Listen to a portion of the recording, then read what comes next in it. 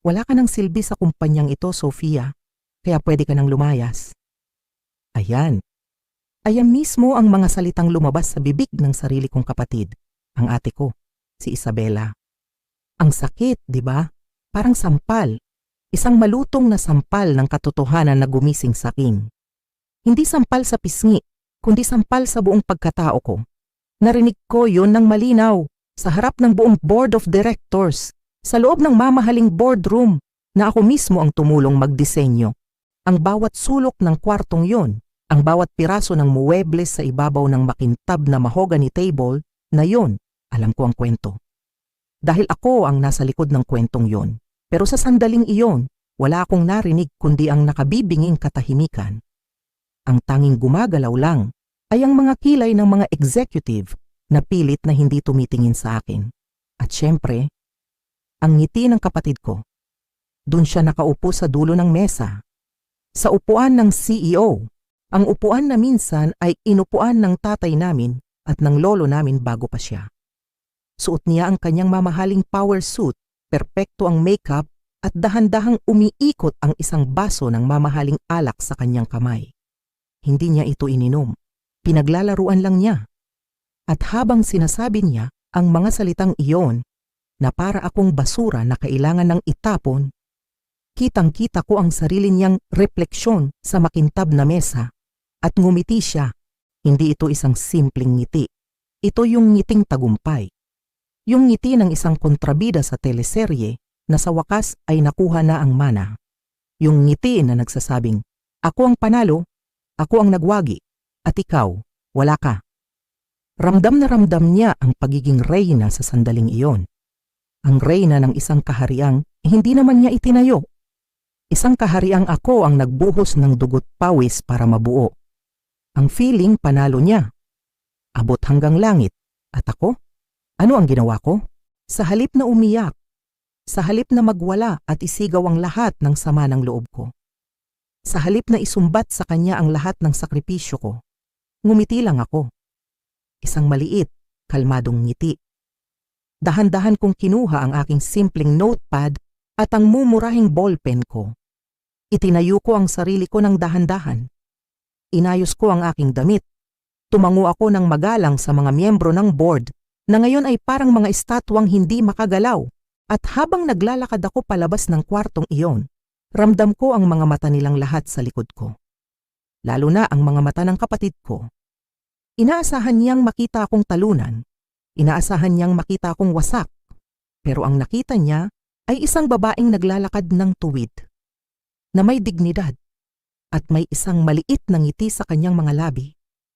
Ako si Sofia Reyes, 43 taong gulang, at sa loob ng 15 taon, 15 taon ng buhay ko, ako ang naging kalabaw ng pamilyang ito. Ako ang naging breadwinner ng kumpanyang ito. Habang ang ate kong si Isabela o Isa ay abala sa mga social events, sa pakikipagplastikan sa mga elite at sa pagpapaganda ng kanyang image sa social media, ako ang nasa baba. Ako ang nasa trenches. Ako ang bumababad sa trabaho hanggang hating gabi para lang makuha ang mga kontratang nagpapasok ng milyon-milyong piso sa kaban ng Reyes Logistics and Holdings. Ako ang nakikipagnegosasyon sa mga kliyente. Ako ang nag-iisip ng mga solusyon sa mga problema sa logistics. Ako ang nagpupuyat para masiguradong bawat delivery ay nakakarating sa tamang oras. Ang 80%, 80% ng kabuuang kita ng kumpanyang ipinagmamalaki nila. Galing sa mga kontratang ako mismo ang nagtrabaho. Pawis ko, utak ko, buhay ko, ibinigay ko ang lahat. Ang kapalit, isang sipa palabas. Isang utos na layas. Walang utang na loob, walang hiya.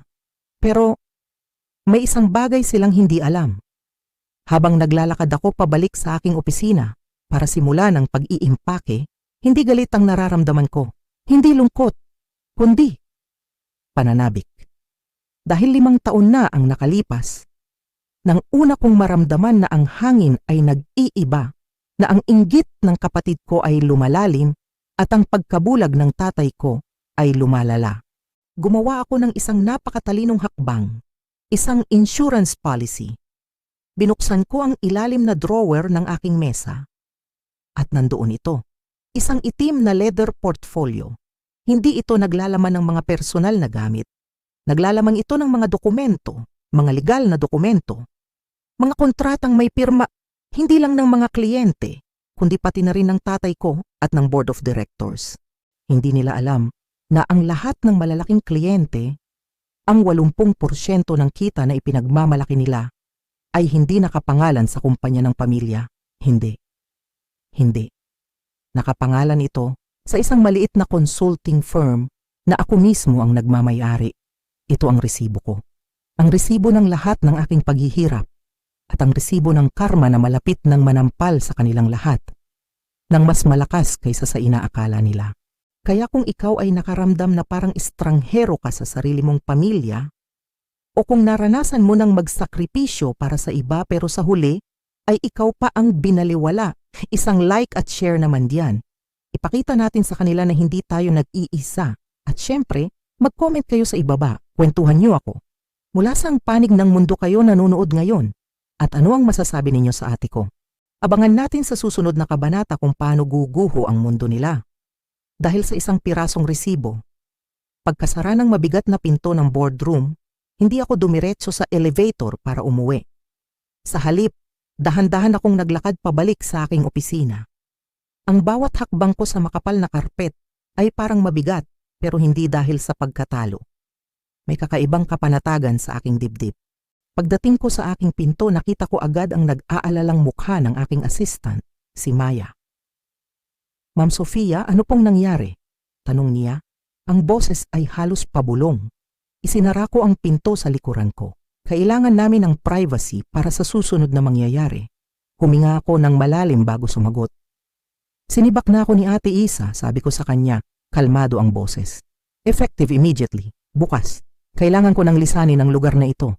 Nakita ko ang gulat at galit sa kanyang mga mata. Hindi po pwede. Kung wala kayo, babagsak ang kumpanyang ito. Kayo po ang nagpapasok ng halos lahat ng kliyente. Tumango lang ako sa sinabi niya dahil totoo naman yon. Napaupo ako sa aking upuan. Ang upuang naging saksi sa libo-libo kong oras ng pagpupuyat at pagtatrabaho. Sa isang saglit, hinayaan ko ang sarili kong damhin ang bigat ng sitwasyon. Pero isang saglit lang yon dahil ang susunod kong ginawa ay hindi pag-iyak. Dahan-dahan kong binuksan ang ilalim na drawer ng aking mesa. Mula roon, kinuha ko ang isang itim na leather portfolio. Isang portfolio na 5 taon ko nang itinatago para mismo sa araw na ito. Maya, tawag ko sa kanya. At sa pagkakataong ito, may ngiti na sa aking mga labi. Naaalala mo ba noong nag-propose ako ng corporate restructuring 5 taon na ang nakalipas? Tumango siya, naguguluhan pa rin. Yung sabi ko, para mas maging tax efficient ang kumpanya, dagdag ko. Opo ma'am, naaprubahan po yun ni Sir Ricardo at ng buong board. Ngumiti ako ng mas malapad. Iyon na ang hudyat.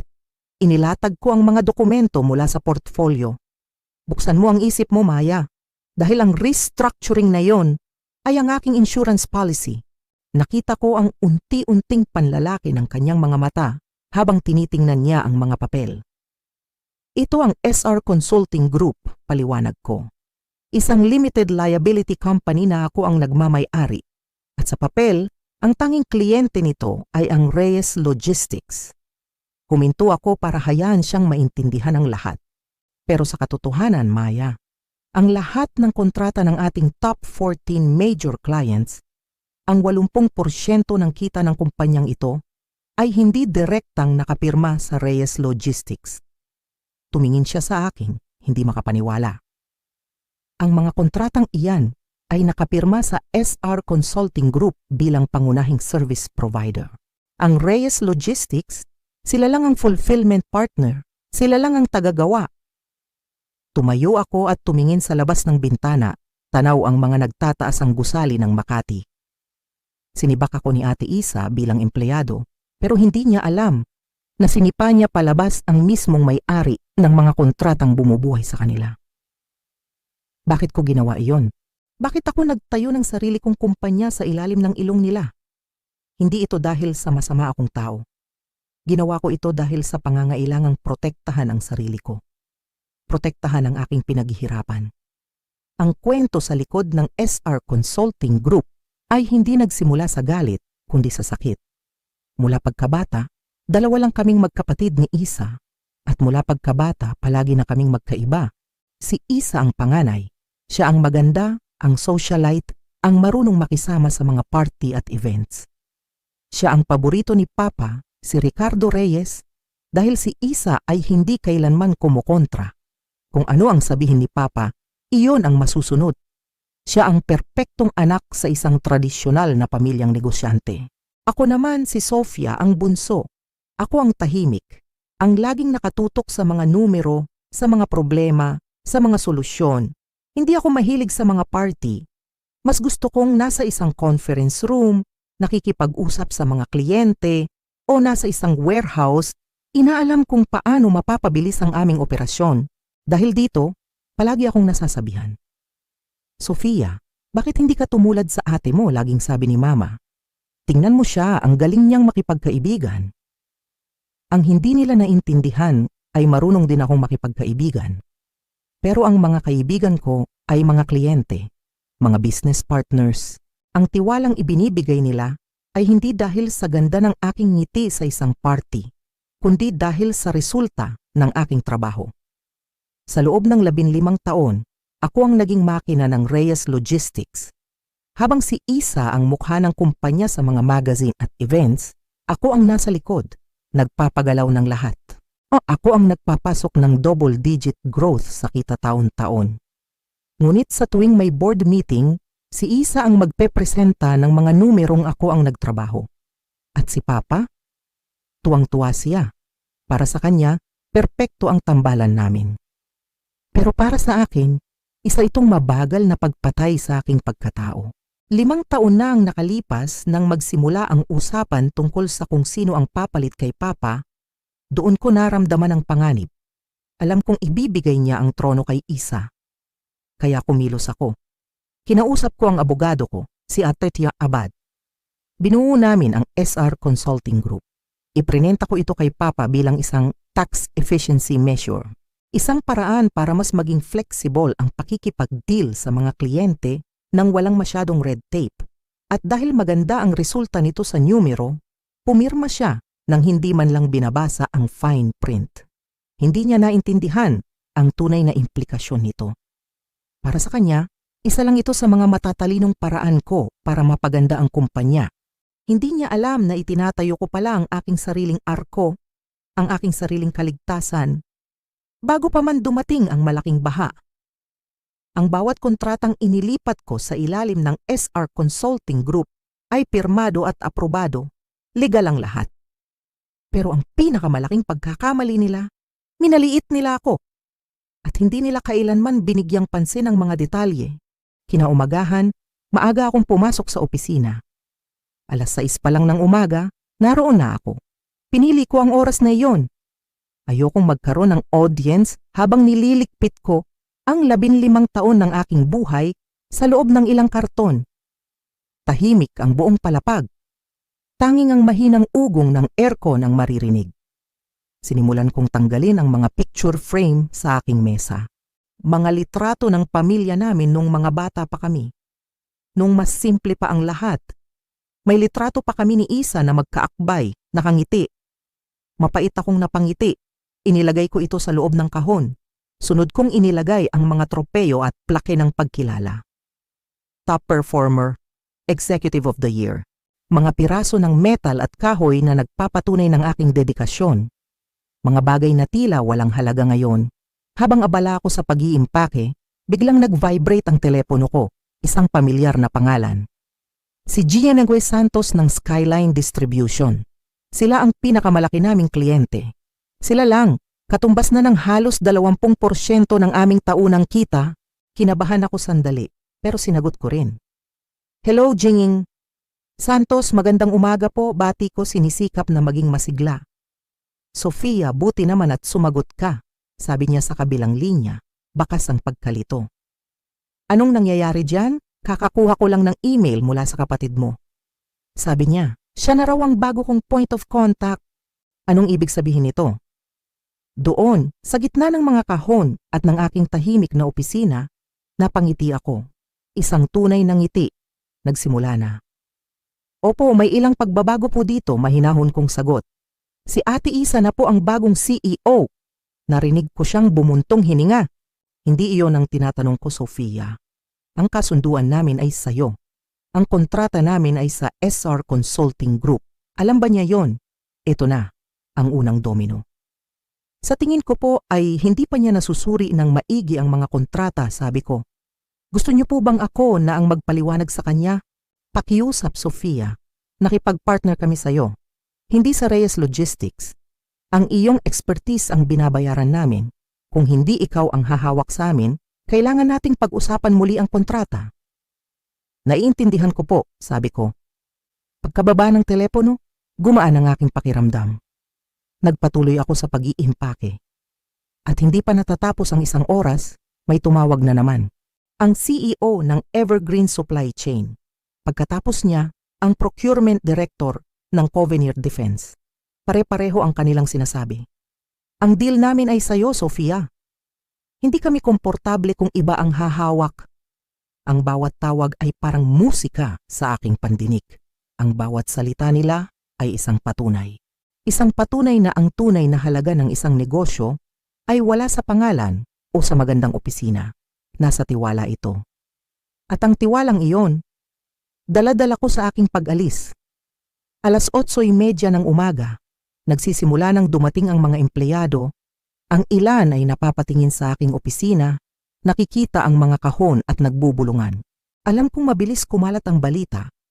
At eksakto sa oras na iyon, umilaw ang screen ng telepono ko. Isang pangalan ang lumitaw, Isabela. Hindi ko agad sinagot. Hinayaan ko itong mag-ring ng 2 beses. Hayaan mo siyang maghintay. Hayaan mo siyang pakiramdaman ng pag-aalala. Sa ikatlong ring, sinagot ko. Hello, Isa. Sabi ko sa pinakalmadong boses na kaya ko. Sofia, nasaan ang mga client files? Sigaw niya mula sa kabilang linya. Ang boses niya ay mataas at puno ng gulat. Ang dating malamig at kontroladong CEO ay bigla na lang nagpanik. At bakit tumatawag sa akin si Gideon Santos at sinasabing ayaw na niyang makipagtrabaho sa atin? Mahinahon akong sumagot. Ang mga client files, Isa, ay nasa dati nilang kinalalagyan. Sa shared drive, nakaayos ayon sa account, gaya ng dati. Huminto ako sandali. Tungkol naman kay Gideon Santos, ginagamit niya lang ang karapatan niya sa ilalim ng kontrata. Anong pinagsasabi mong karapatan sa kontrata? Anong kontrata? Halos mabasag ang eardrum ko sa sigaw niya. Nai-imagine ko siya sa bago niyang CEO office. Nakatayo, nakapamaiwang, namumula ang mukha sa galit at pagkalito. Oras na. Tingnan mo ang header ng mga kontrata, Isa. Dahan-dahan kong sabi bawat salita ay may bigat. Lahat ng malalaking kliyente natin, lahat ng kontratang ako ang nagpasok, ay nakapirma sa ilalim ng SR Consulting Group, ang aking consulting company. Narinig ko ang kanyang paghinga. Ang Reyes Logistics ay isa lamang fulfillment partner, isa lang tagagawa. Ang mga kliyente ay pumili na makipagtrabaho sa akin, Isa. Sa akin, hindi sa brand ng pamilya. Isang nakabibinging katahimikan ang sumunod. Walang salita. Tanging ang marahas niyang paghinga ang naririnig ko. Pagkatapos ng ilang segundo nagsalita siya, pero ngayon ang boses niya ay mahina at nanginginig. Hindi mo pwedeng gawin to. Sa puntong iyon, hindi ko na napigilan. Isang malakas na tawa ang kumawala sa akin. Hindi tawang mapang-asar, kundi tawa ng isang taong sa wakas ay nakalaya na. Ginawa ko na, Isa, sabi ko sa gitna ng aking pagtawa. Sa katunayan 5 taon na ang nakalipas at may basbas pa ni Papa at pirma ng buong board sa bawat dokumento. Ito ay pananabutahe, sigaw niya, bumabalik ang galit. Hindi, Isa, ito ay negosyo. Ito ang mga huling salita ko sa kanya. Gusto mong maging CEO? Oh, sige, congratulations. Pero ang mga relasyon, ang tiwala, ang mga kontratang totoong nagpapasok ng pera, ang mga iyon ay akin. Ibinaba ko ang telepono. Paglingon ko, nakita ko si Maya sa may pinto. May dala na ring sariling karton. Nag-resign na po ako kaninang umaga, sabi niya, nang may malaking ngiti. Sinabi ko sa HR na sasama ako sa SR Consulting Group, effective immediately. Doon tuluyan nang nag-sink in sa akin ang lahat. Ito na ang simula. Ang natitirang bahagi ng araw na iyon ay isa sa pinakaabala at pinakakapanapanabik na araw sa buong buhay ko. Umalis kami ni Maya sa gusali ng Reyes Logistics, dala-dala ang aming mga kahon at hindi na lumingon pa. Dumiretso kami sa aking bahay. Ang aking dining room ay agad na naging aming war room, ang aming command center. Inilabas ko ang aking laptop, si Maya sa kanya at sinimulan naming magtrabaho. Ang unang hakbang, tawagan ang lahat ng 14 na top-tier clients. Isa-isa, kinumpirma ko sa kanila ang nangyari. Ipinaliwanag ko na ako ay aalis na at ang SR Consulting Group ay magiging isang ganap at independenteng kumpanya. At tinanong ko sila, sasama ba kayo sa akin? Ang sagot nila ay mabilis at iisa. Oo. Pagsapit ng gabi, kumpirmado na. Dala ko ang lahat ng major accounts. Dala ko ang 80% ng dating kita ng Reyes Logistics. Ngunit may isang malaking tanong ang lahat. Valerie, tanong ni G. Thomas Graham ng Evergreen Supply Chain. Nasa iyo ang relasyon, pero kaya mo bang gawin ang aktwal na logistics, ang infrastructure? Ito ay isang lehitimong tanong. Hanggang kahapon, ginagamit ko ang network ng mga warehouse, mga truck, at software system ng Reyes Logistics. Ngayon, wala na ako noon. Matagal ko nang pinaghahandaan ang pagbabagong ito, paniniguro ko sa kanya. Kahit na ang totoo ay kalahati lang nito ang handa. Nakakuha na ako ng partnership sa 3 regional fulfillment centers. Hindi ninyo mararamdaman ang anumang abala sa inyong operasyon. Ang hindi ko sinabi sa kanya ay ang mga partnership na iyon ay isinara ko lang noong hapong iyon sa pamamagitan ng sunod-sunod na tawag at mga pinirmahang temporary agreements. Ito ang tinatawag nilang building the airplane while flying it. Pagsapit ng 9:00 ng gabi, ang aming mesa ay puno na ng mga legal pad, mga tasa ng kape, at isang walang laman na kahon ng pizza. Nasa akin na ang mga kliyente. Nasa akin na si Maya. At mayroon na akong balangkas ng operasyon. Ang kulang na lang ay isang team. Para bang nabasa ng tadhana ang aking isip, nag-vibrate ang telepono ko. Isang text mula kay Marco, ang dati naming operations manager. Nabalitaan ko ang nangyari. Nagpapanik si Ma'am Isa. Kalahati ng ops team handang umalis. Nag-hire ka ba? Bago pa ako makasagot, isa pang text ang pumasok. Galing naman kay Isa. Emergency board meeting bukas, 8 a.m. Kailangan ng presensya mo. Natawa ako ng malakas. Kailangan? Ako? Ang taong sinibak niya. Nag-reply ako kay Marco. Padalhan mo ako ng listahan. Lahat ng interesado, may competitive packages para sa lahat. At kay Isa, simple lang ang sagot ko. Ang abogado ko ang pupunta. Ang gabing iyon, hindi ako natulog. Sa halip, binuksan ko ang aking laptop, gumawa ng bagong dokumento, at sinimulang i-type ang unang linya ng isang bagong business plan. SR Strategy Group, Full Service Logistics Solutions. Maganda ang tunog. Habang naghahanda ako para sa unang staff meeting ng aking bagong kumpanya sa isang temporary office space na nakuha ko magdamag, ang aking abogado naman, si Attorney Abad, ay papunta na sa lungga ng mga leon. Ang emergency board meeting ng Reyes Logistics. Pagsapit ng 9:00, habang ipinapaliwanag ko sa aking bagong team, isang grupo ng 8 sa pinakamagagaling na tao mula sa dati kong departamento, ang aming plano, tumawag si Attorney Abad. Inilagay ko siya sa speakerphone para marinig ng lahat. Kakatapos lang ng meeting, balita niya, ang boses ay kalmado pero may halong pananabik. Naging mainit ang usapan. Sabihin mo sa amin, sabi ko, habang ang lahat ay nakatutok sa telepono. Sinubukan ni Isa na i-argue na ang ginawa mong LLC structure ay isang breach of fiduciary duty. Gusto niyang sampahan ka ng kaso ng board. Naramdaman ko ang paghigpit ng aking sikmura. Kahit gaano ako kasigurado sa legalidad ng aking ginawa, ang salitang kaso ay palaging nakakabahala. At ang board, tanong ko. Mariin siyang tinutulan ng board, sagot ni Ate Diabad. Lumalabas na 2 sa mga miyembro ay talagang binasa ang mga kontrata noong pinirmahan nila ito 5 taon na ang nakalipas. Naalala nila na inaprubahan nila ang istruktura. At ipinaalala nila kay Isa na ang istrukturang iyon ay naghatid ng pambihirang resulta sa loob ng 5 taon. Isang malaking buntong hininga ng ginhawa ang pinakawalan ko. Ang buong team ay napangiti. So walang demanda, sabi ko. Walang demanda, kumpirma niya. Pero binigyan nila siya ng autoridad na gumawa ng counter-offer. Counter-offer? Gusto nilang kunin ang SR Strategy Group bilang isang formal at permanenteng kontratista na may 5 taong commitment. Sa madaling salita, inaalok nilang gawing lehitimo ang eksaktong arrangement na meron ka na, pero may mas magandang terms. Desperado sila, Sofia. Ang alok ay napakaganda. Isang kontratang nagkakahalaga ng 8 figure kada taon. 10 milyong piso, garantisado. Hindi ko alam kung matatawa ako o maiinis. Sinibak nila ako tapos ngayon gusto nilang i-hire ang kumpanya ko. Tumingin ako sa aking team. Sabihin mo sa kanila na pag-aaralan ko ang proposal, sabi ko kay Ate Abad. Pero sa ngayon, tuloy ang aming operasyon. Pagkababa ng tawag, isang courier ang dumating. Naghatid ito ng isang makapal na envelope. Sa loob naroon ang formal na alok mula sa board. At sa ilalim nito isang maliit na sulat kamay sa isang mamahaling stationery. Galing kay Papa. Binuksan ko ito. Ang nakasulat ay maikli lang.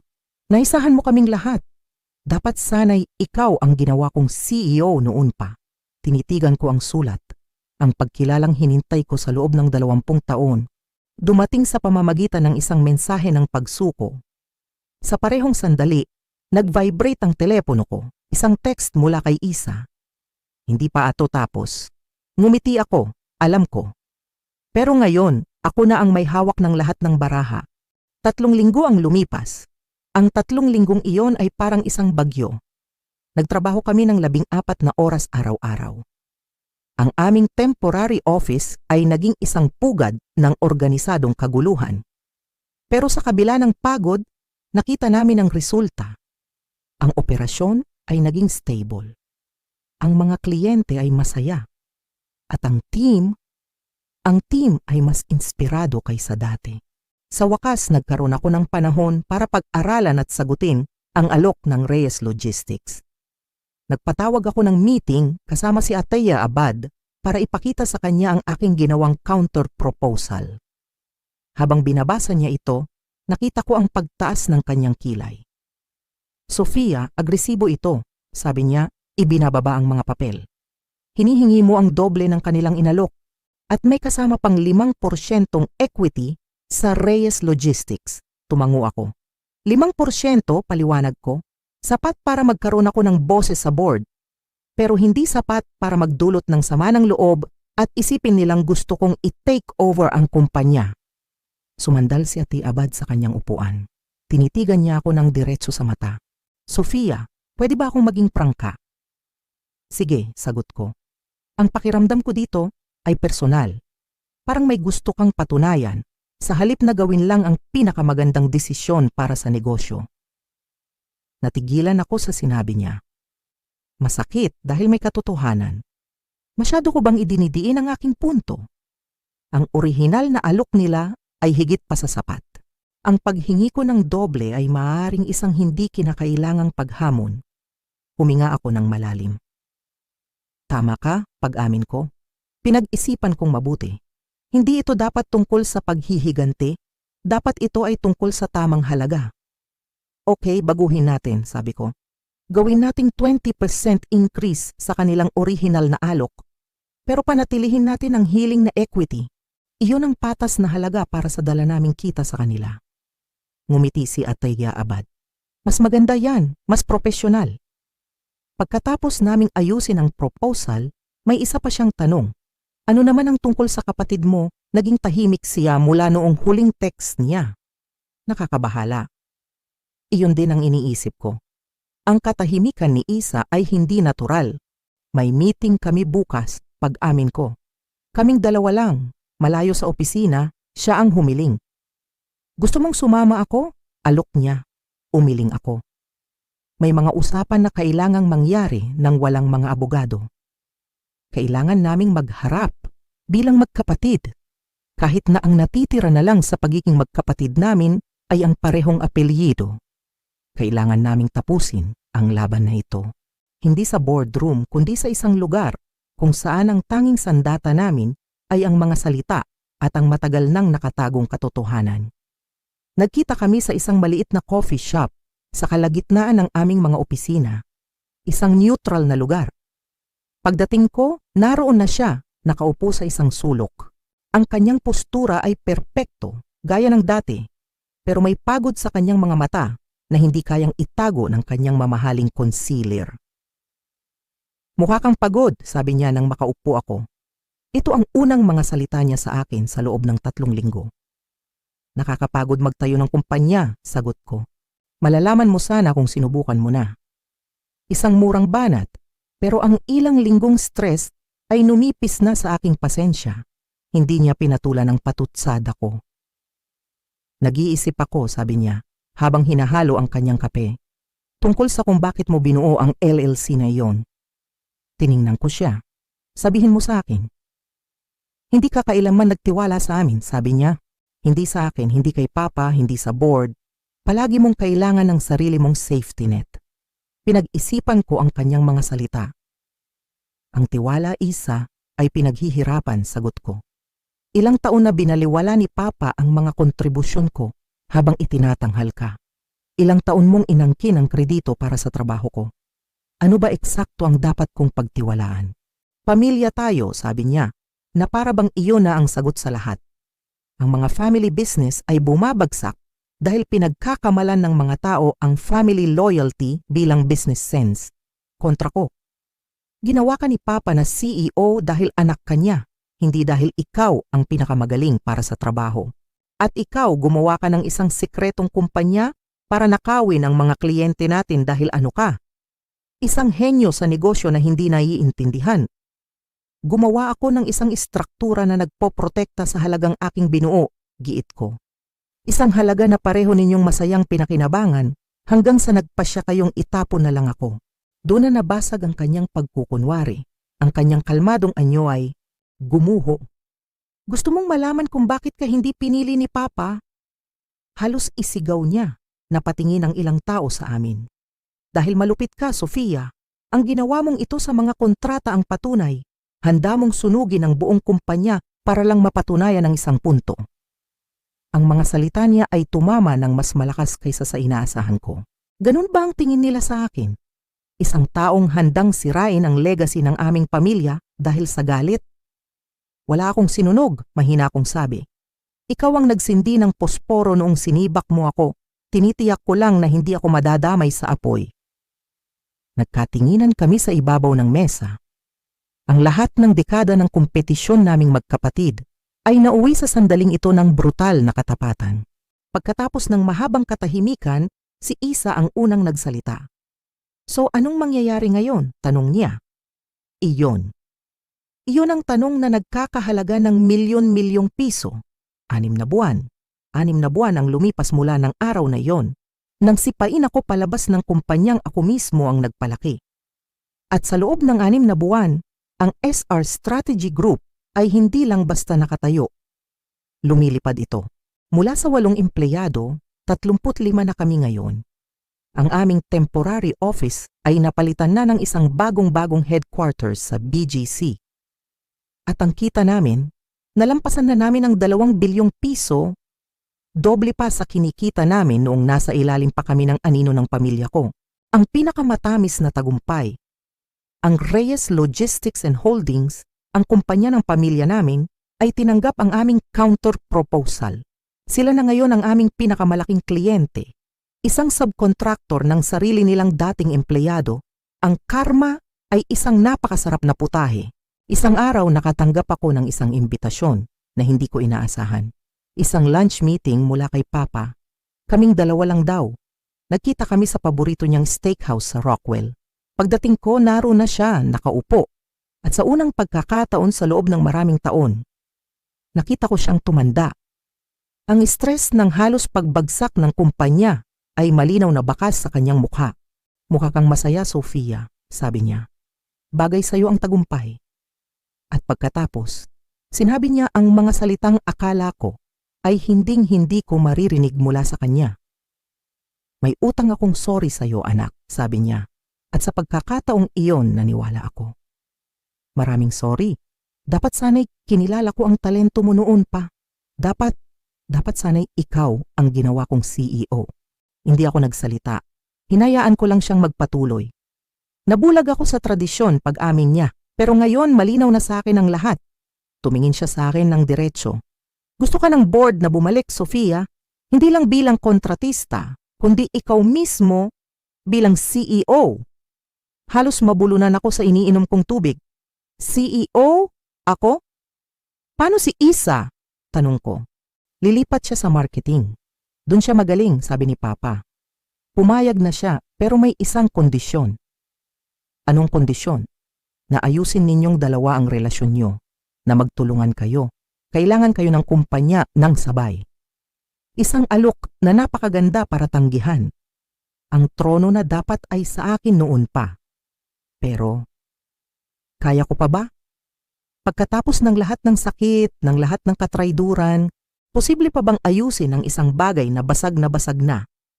Hapon na nang umalis ako sa meeting na yon, hindi ko pa binigay ang sagot ko. Pagbalik ko sa aming opisina, tumayo ako sa labas at tiningnan ang malaking signage sa itaas ng pinto. SR Strategy Group. Ang pangalan ko, ang aking dugo at pawis, ang aking tagumpay. Ang paglalakbay mula sa pagiging sinibak tungo sa pagbuo ng sarili kong imperyo ay isang mahirap ngunit napakagandang karanasan. Dito, ako ang reyna. Dito, ako ang nasusunod. At dito, ako ay pinahahalagahan. Ang alok ni Papa ay isang pagtatangka na ibalik ang nakaraan. Ngunit ang hinaharap ay nasa harapan ko na. Ngumiti ako. Isang ngiting puno ng kapanatagan at pagmamalaki. Marami pang kabanata ang isusulat sa aking kwento. Pero ang pinakamatamis sa lahat ay palaging magiging kung paano ang pagtatangka ng aking kapatid na itulak ako palabas. Ang siyang nagbigay sa akin ng kahariang tunay na nararapat para sa akin. At yon ay isang bagay na hinding-hindi ko ipagpapalit sa kahit anong trono.